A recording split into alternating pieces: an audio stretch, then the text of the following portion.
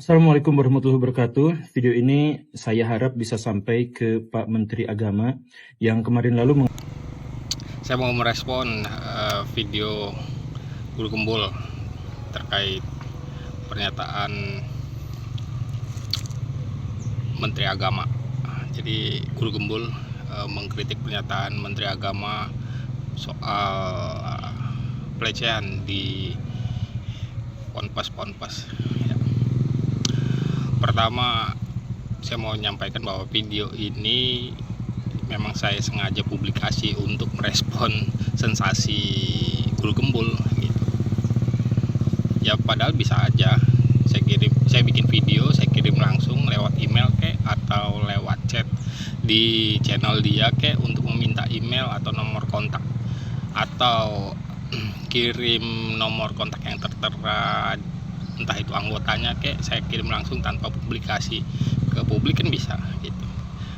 Guru Gembul juga sebenarnya bisa melakukan seperti itu, dia bikin video, tapi ya karena dia konten kreator, terus ya namanya konten kreator bikin sensasi untuk mendapatkan traffic dan sebagainya itu.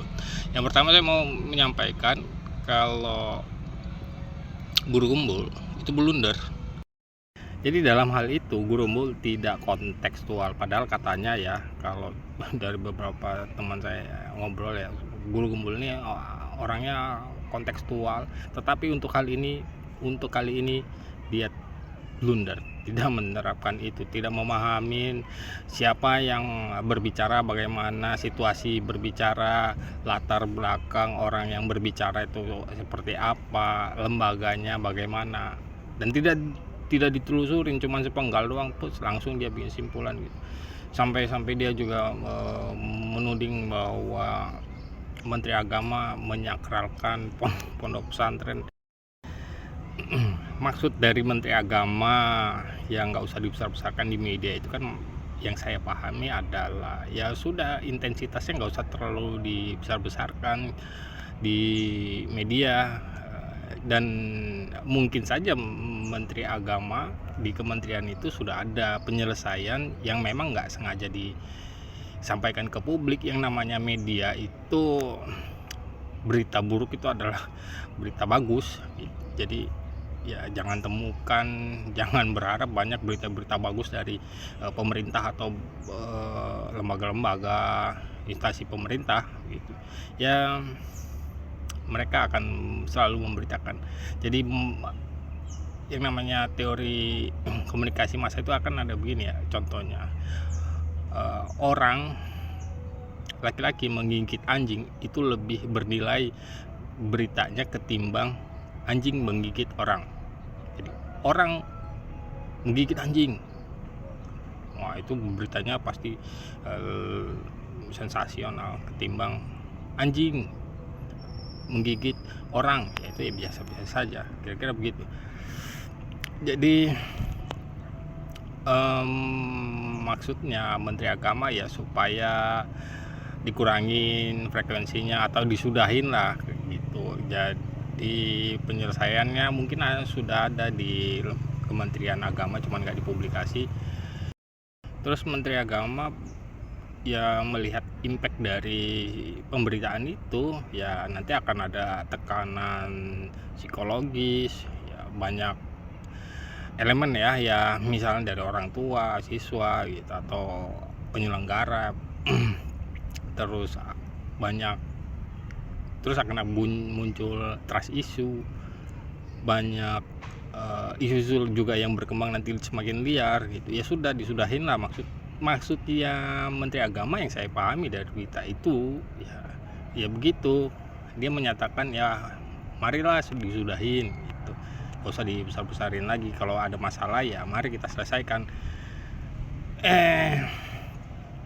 Malah dituding tidak menyelesaikan masalah, malah dituding ingin disembunyikan masalah, ingin ditutup-tutupin masalah. Orang udah terbuka kok ditutup-tutupin, bagaimana ini Guru Gembul nih. Satu poin lagi, bahwa hitung-hitungan 100-200 korban, ya kita memang harus empati ya mau terkait korban. mau satu mau dua ya kita harus empati. Saya juga empati ke korban dan keluarga korban atas pelecehan di pondok pesantren di lembaga-lembaga yang pendidikan agama begitu. Karena mereka berharap, orang tuanya berharap ya anaknya terlindungi, mendapatkan ilmu agama yang baik begitu, mendapatkan pendidikan etika yang baik, malah dia menjadi korban. Ya kita harus akui itu bahwa kita ya harus empati mau satu. Tapi soal hitungan 100, 200, 300 ya itu relatif lah gitu. Apakah nanti ada yang dimunculkan atau tidak dimunculkan, atau ada yang terekspos atau tidak terekspos, ya itu lagi-lagi masalah kalkulasi, hitung-hitungan, validasi data, nanti perdebatan lagi gitu. Jadi itu bukan soal hitung-hitungan, banyak atau sedikitnya itu juga relatif. Sama kayak misalnya katakan itu cewek itu cantik ya, relatif. Itu gede, relatif. Kata gede, cantik, banyak, itu kan relatif. Itu debatable artinya. Ya sudah, enggak perlu di konflik, dibesar-besarin di publik lah begitu. Kayak yang sebenarnya memang masalah etika, masalah moral, ya sudah diselesaikan dengan objeknya, dengan subjeknya maksud saya. Jadi buat guru gembul,